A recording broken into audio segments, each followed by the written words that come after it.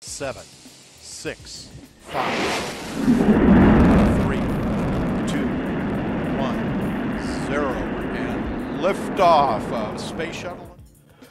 Olá pessoal, meu nome é Leandro Nóbrega, estamos aqui para o Open Talks, a terceira edição. Bom, na primeira edição a gente entrevistou o Bruno Loyola, cofundador da Plug, e ele nos trouxe uma visão sobre o... desromantizando um pouco toda essa iniciativa no Brasil em relação à formalização dos APSPs, Account Information Service Providers, aqui no Brasil. A preocupação dele em relação a isso, porque cada fintech vai ter que lidar diretamente com um banco, diferente do PSD2 lá na Europa, vale a pena conferir. É uma preocupação totalmente condizente com o que a gente está vivendo, para que a gente não passe pelos problemas lá da Europa. Depois a gente entrevistou a Carolina Rabelo, diretora adjunta do ABBC, Associação Brasileira de Bancos. Ela falou também um pouco dos desfinanciados, que é o termo que ela citou, bem bacana. E hoje estamos aqui com um convidado muito especial. Mas antes também queria convidá-los a assistir o Open News, que é comandado pelo Rogério Melfi, que traz essas novidades semanalmente aí de todo esse movimento, desse ecossistema financeiro digital, tanto do Open Banking, do Pix, do LGPD.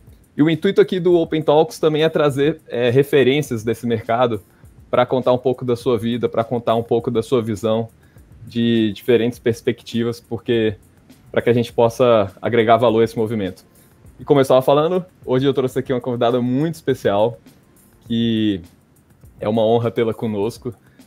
Ingrid, fundadora da Linker, diretora executiva da BFintex, faz parte de um grupo de trabalho também da Blockchain na Champion, e também faz parte do Conselho Deliberativo do Open Bank lá no Banco Central. Ela é representante do Comitê Nacional das Startups também, além disso.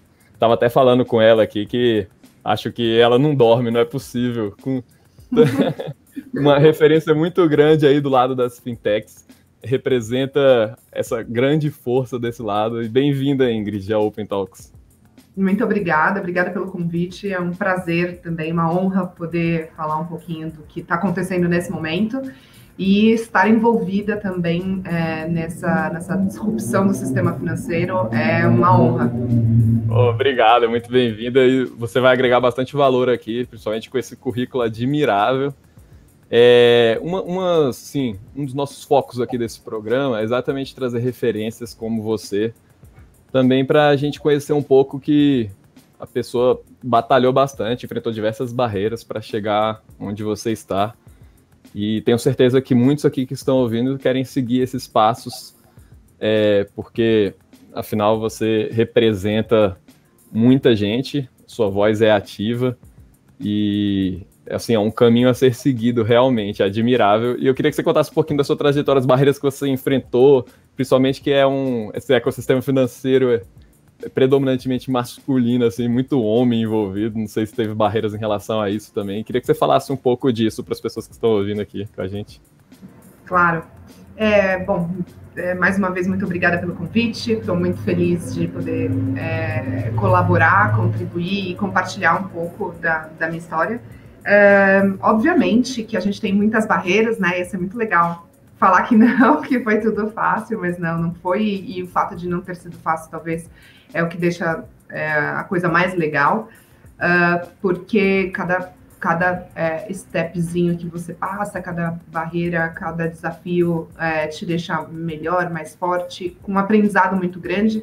Apesar de quando a gente está vivendo isso, a gente não sente, né? A gente quer que passe logo, mas olhando para trás, eu vejo que tudo que eu passei e outras pessoas passam, de uma maneira geral, é super importante para construir o que a gente é e manter a gente forte e na linha do nosso propósito.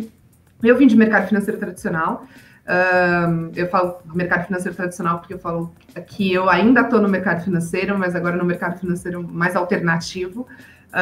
Trabalhei muito tempo em banco de atacado, investimento, então fui 3 anos e pouco, quase 4 anos no Santander, depois fiquei quase uma década no JP Morgan, muito envolvida com a área de corporate, né? Então sempre trabalhei com empresa e fiz economia e engenharia. Nunca trabalhei com engenharia civil, mas estudei e fiz um MBA quando eu estava no JP, que foi o próprio JP que subsidiou, que foi o MBA que mudou muito a minha cabeça. Então, eu aprendi o que era uma startup, esses novos modelos de negócio, como a gente estava trazendo tecnologia para todos os setores. Fiquei bastante apaixonada por tecnologia e obviamente, que como eu tinha já um background de setor financeiro, acabou fazendo esse match entre o setor financeiro e tecnologia. Fiz um mini sabático pela Ásia quando eu saí do JP em 2016, fiquei 4 meses viajando, e aí foi quando uma grande fintech me encontrou, que hoje é uma grande fintech, mas na época estava no comecinho, para montar uma estrutura de B2B, uma estrutura de conta PJ digital. Na época, eu posso falar que foi, como eu posso dizer, fui uma das primeiras pessoas a falar de conta digital PJ, porque estávamos ainda numa onda PF muito forte. Essa onda de conta digital PF ainda estava se consolidando, as pessoas ainda estavam entendendo esse movimento para PF, e aí chega eu falando disso para PJ. E foi quando eu comecei a descobrir também um pouco dos nossos desafios como sociedade para o setor financeiro. Então, eu sempre soube que o nosso sistema financeiro é muito robusto. O SPB, por exemplo, o Sistema de Pagamentos Brasileiro, é uma referência mundial com relação à dinâmica, à tecnologia, mas ainda tem muita coisa para acontecer com relação à inserção de pessoas no mercado financeiro, o acesso mesmo ao sistema financeiro. E isso me assustou bastante na época, porque eu vivia numa bolha, achava que estava todo mundo muito bem bancarizado, e, na verdade, quando eu fui para o mercado de fintech, para varejo, eu vi que tinham muitos desafios e, com isso, muitas oportunidades. E aí eu gostei bastante dessa brincadeira de bancarizar melhor as pessoas, que em 2018... eu conheci meu sócio, a gente decidiu em setembro de 2018 fundar o Linker, que é um banco digital focado em pequenos e médios empreendedores, para realmente ajudar esses empreendedores a se estruturar, a se estabelecer, conseguir entender melhor o sistema financeiro e se organizar. E estamos desde então aí foi quando eu comecei a me envolver com a associação também, porque uma das coisas que eu percebo é que se você quer alguma mudança, você não tem que esperar alguém fazer, você tem que ir fazer.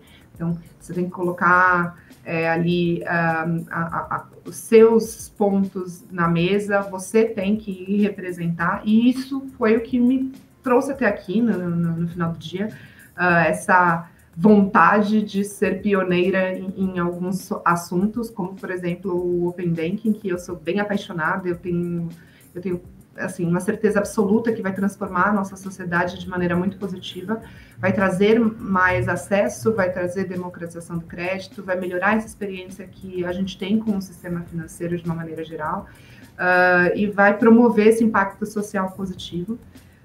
E aí, resumindo um pouco das dificuldades, porque até então eu só estou contando a história, né? É muito difícil, claro, não só empreender, mas também ser mulher nesse mercado que ainda é predominantemente masculino, e eu estou falando do mercado financeiro e do mercado de tecnologia. Então, é aquela matriz de mercados, né, que são bem masculinos. E o importante é você saber e você manter o seu propósito, como eu falei, ele tem que ser muito mais forte do que todas as dificuldades, e fazer a coisa certa. Então, assim, se você está fazendo a coisa certa, se você está fazendo a coisa correta, por mais difícil que seja, por mais que às vezes você tropece, ou então tenha alguma dificuldade, o equilíbrio acaba acontecendo, né? Então, assim, você só não pode perder o foco da coisa correta, perder aquela força de transformar, de fazer o que é certo. Eu acho que essa é uma das coisas mais importantes, sempre fazer a coisa certa, sabe?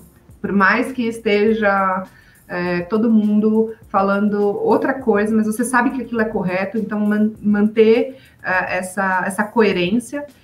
E a questão também da coragem. Eu gosto muito dessa palavra, eu gosto muito de falar sobre coragem, porque a coragem, ela traz uma automotivação que te faz levantar da cama, porque tem dias que realmente é muito difícil, e eu odeio ficar sendo a otimista, sabe, assim, de live. Não sou otimista de live, é difícil pra caramba, mas a gente precisa ter coragem de continuar, se a gente acredita naquilo, se aquilo é uma verdade, se você está trabalhando duro para aquilo, então não desistir. A coragem te ajuda a não desistir, a levantar da cama, dar aquela respirada, vamos lá, e mais um dia, e assim, quando você vai vendo, as coisas já foram acontecendo e tá dando certo.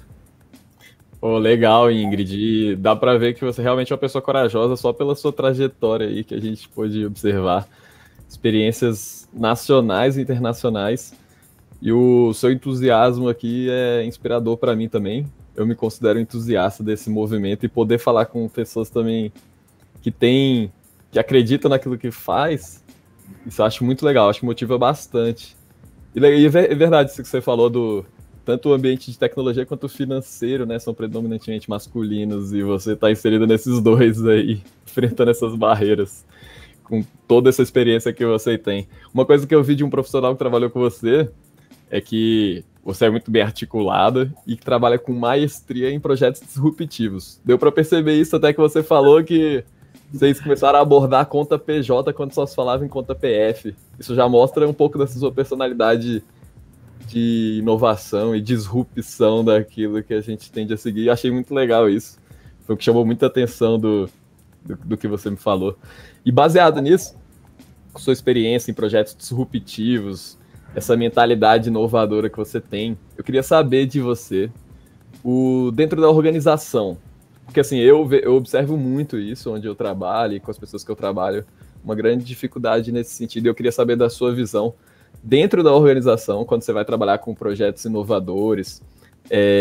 Queria saber quais são os maiores desafios que você enxerga ali dentro, seja cultural das pessoas para trabalhar com inovação, seja para mantê-las motivadas naquilo que está trabalhando, para acreditar que aquilo vai dar certo, porque dá para ver que você é uma pessoa corajosa e que acredita naquilo que faz, e acho que isso é muito importante. Mas como é que você faz isso em relação aos outros profissionais dentro do ambiente lá da sua organização que você estiver atuando? Eu acho que acho que dois universos um pouco diferentes, assim, é importante a gente conseguir segregar, porque uma coisa é uma startup, né, que ela já nasce inovadora, ela já nasce dentro desse mindset de inovação. A outra coisa é quando você está falando de organizações que nasceram num outro modelo de negócio, que já são muito maiores, consolidadas, mais tradicionais. E aí eu acredito que o desafio é um pouco maior. São desafios diferentes, mas é um desafio um pouco maior. Na startup, o grande desafio que você tem internamente não tem a ver com a cultura de inovação e não tem tanto a ver com você conseguir motivar as pessoas a inovar, porque grande parte delas, elas já estão ali querendo inovar. Elas foram chamadas nesse propósito pela inovação, pela disrupção, então já estão muito inseridas. Dentro da startup, o problema são os recursos, né? Os recursos, eles são escassos. Então, tem muita coisa legal que você pensa, muita inovação, muito projeto que você quer colocar de pé, muito. Eu sou uma das grandes que colocam lá dentro do roadmap ideias novas, que fica trazendo novos produtos, coisas inovadoras. Eu sou super ansiosa, então eu quero ver aquilo acontecendo. Então, dentro da startup, a grande dificuldade que eu vejo é você administrar os recursos que são muito mais escassos. Você tem que priorizar o que é mais importante, o que vai trazer mais valor para o seu cliente. Então, eu acredito que essa é a maior dificuldade, como você consegue colocar todas as suas boas ideias em prática de maneira positiva. Do outro lado, que é das grandes corporações, ali são desafios, como eu falei, diferentes e um pouco, às vezes, mais profundos. Vem, obviamente, dessa questão de cultura. da cultura da inovação. Então, tem empresa que está lá 300, 200 anos fazendo a mesma coisa e está tudo bem, está sendo rentável, mas que precisa olhar para a inovação, precisa olhar para a tecnologia, tem que aplicar essas metodologias novas, a própria tecnologia internamente, só que o time não está, muitas vezes, olhando para isso. Fica muitas vezes na parte mais estratégica e isso não passa para os times que vão colocar a mão na massa. Então, tem essa dificuldade de cultura, de você conseguir disseminar essa cultura, passar a importância que tem essa atualização, essa inserção de tecnologia. E uma coisa que eu observo também muito em corporações é que muita gente ainda tem a mentalidade de que inovação é uma bagunça. Então, ou é a garagem, né, aquela coisa de garagem que as pessoas ficam fazendo coisas inovadoras, lá, eureka, então, aquela bagunça de startupeiro, quando, na verdade, o processo de inovação é um processo altamente organizado, que é um processo, você tem que seguir um processo para ter sucesso, para chegar ali no resultado final de maneira positiva, de maneira efetiva.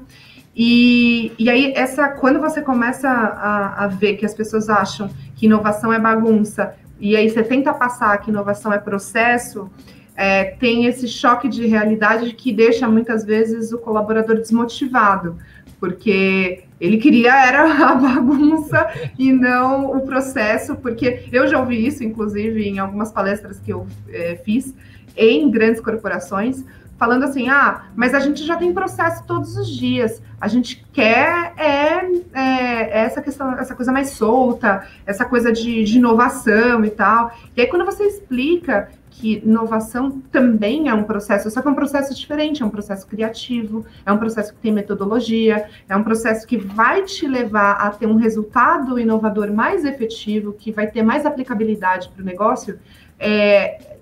Esse processo de transformar essa sensação da inovação nos colaboradores é doloroso, é uma dificuldade, e se você não tem uma pessoa de inovação muito bem preparada para isso, para lidar com essas expectativas e depois lidar com essas frustrações e trazer a motivação, você não consegue sair do lugar. E aí eu vejo que grande parte das empresas tem um pouco dessa dificuldade. Porque todo mundo fala, poxa, uma das grandes dificuldades de implementar inovação numa grande empresa é a parte de cultura. Mas isso que eu estou falando é também a cultura, mas é uma cultura muito equivocada que a gente muitas vezes absorve com relação à inovação, que depois você vai ter que trabalhar. E aí é o papel mesmo desses times de inovação, de melhorar essa percepção. Oh, que legal, eu nunca tinha escutado essa perspectiva assim do colaborador entrando na área de inovação. Então tem que dar um recado para quem vai entrar nessa área de inovação, que tem um processo por trás disso, né? Claro. Não é bagunça, gente. Todo mundo tá atrás de uma baguncinha, mas não é bagunça, infelizmente. O pessoal acha que vai chegar lá, vai jogar um ping-pong, sentar no sofazinho da startup. Piscina de bolinha e, poxa, não é isso. Pessoal, o recado tá dado aí, tá vendo? Pela Ingrid. Tem um processo por trás para que esse processo criativo seja eficiente, claro. Muito legal, Ingrid. Legal você ver essa visão. Aproveitando também sua visão desse lado de fintechs, você sendo da AB Fintechs, fundadora de uma, eu queria saber também como seria, assim, a sua visão dessa perspectiva da fintech em relação ao Open Banking. Se você acredita que existe ainda um certo atrito em relação à competitividade entre bancos e fintechs, como é que você enxerga isso tudo? Eu nunca falo negativamente sobre essa questão da inserção das fintechs no mercado, ou então não reforço essa percepção de que as fintechs vêm para derrubar os grandes bancos, não tem absolutamente nada a ver disso. Assim, o que a gente veio fazer como fintech? Nós viemos complementar portfólio de produtos, a gente veio atender determinados nichos que não estão sendo atendidos, a gente veio somar e não dividir, trazer muitas vezes a inovação, melhorar a concorrência do sistema financeiro no Brasil, que ainda é um sistema muito concentrado, e isso acaba atrapalhando um pouco a própria inovação, porque se você não tem concorrência, você não precisa ser melhor, não precisa pensar em processos inovadores e tal. Então, viemos somar, viemos complementar portfólio de produtos, como eu falei, viemos trazer inovação e todo mundo ganha. Então tem mercado, o Brasil é um mercado gigantesco, ainda em desenvolvimento, tem mercado para todo mundo e quem fizer bem feito, quem ali conseguir desenvolver o produto da melhor maneira, da maneira mais efetiva, mais barata, mais personalizada, vai conseguir o seu lugar ao sol. Então, é muito nessa linha que eu acredito que é o papel das fintechs hoje. E qual recado assim, você daria para quem está iniciando, começando uma fintech nesse ecossistema, diante das experiências que você já teve e tem no dia a dia? A primeira coisa fintech não é moda. É difícil pra caramba, gente. É difícil demais você abrir um projeto num mercado altamente regulado como é o financeiro. Então, assim, não pense que pelo fato da gente estar falando mais, da gente estar elencando a importância do papel das fintechs nesse momento do nosso desenvolvimento, transforma isso em mais fácil. Não transforma isso em mais fácil. A concorrência, ela é forte também, porque a gente está falando de um dos mercados no Brasil, né, dos setores do Brasil mais poderosos no sentido financeiro. Você tem que ser extremamente técnico, então, não necessariamente técnico só na questão de tecnologia, mas você tem que ou ser muito bom na questão regulatória, ou se especializar muito, estudar muito, buscar esse conhecimento específico, ou as pessoas que podem te ajudar com esse conhecimento. Você tem que ser, muitas vezes, muito especialista ou em compliance, ou em UX, porque se você oferecer a mesma coisa que os bancos tradicionais, você não está fazendo nenhuma inovação. Então, você tem que pensar nessa experiência do usuário de maneira diferente. Então, assim, você tem que ser muito especialista em algumas áreas para ter sucesso e se cercar de pessoas que complementem esse expertise para que o seu projeto saia do papel, tenha sucesso e consiga ajudar a gente nesse movimento das fintechs no Brasil. Então, acho que é só não se iludir achando que é fácil, mas, assim, é só se estudar, se preparar e trazer pessoas boas que já é um bom caminho andado. Olha, boa dica. Então, resumindo, não é fácil nem é bagunçado um processo criativo de inovação para startar uma fintech aí. Não é. Bom saber disso e acho que isso vai ser importante, o pessoal que está ouvindo aqui vai agregar bastante valor, tanto para os profissionais que querem seguir seus passos com um currículo tão admirável, quanto para o pessoal que está startando, está iniciando um negócio dentro desse ecossistema. Queria agradecer a sua presença aqui, Ingrid. Demais, muito obrigado. Eu que agradeço o convite, fiquei muito feliz. Contem comigo, acho que a gente está só no comecinho dessa grande evolução, desse tsunami, e vai ser muito legal depois que a gente passar, olhar para trás e ver tudo que a gente fez, tudo que a gente transformou e como isso foi positivo para a nossa economia. Obrigada de novo, Leandro. Parabéns pelo trabalho também. Obrigado você. Aqui em nome da comunidade Open Bank, a gente agradece. Eu também agradeço.